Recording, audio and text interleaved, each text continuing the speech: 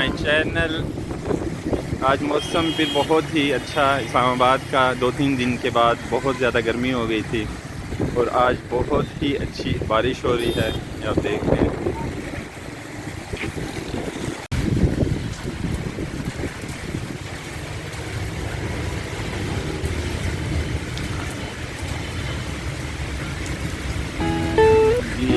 मौसम को एंजॉय करें आज।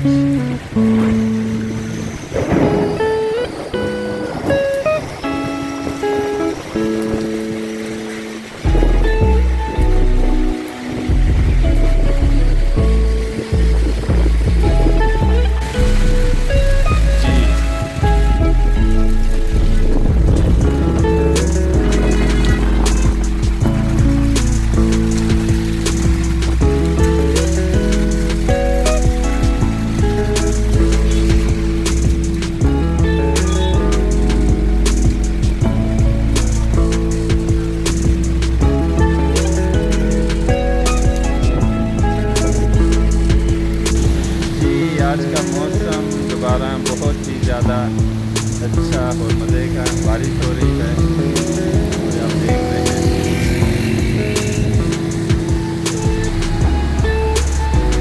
और ये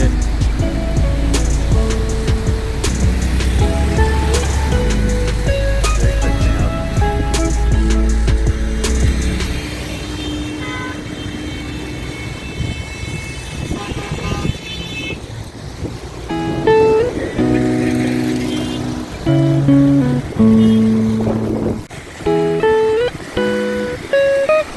और ये थ्रू आउट देखें।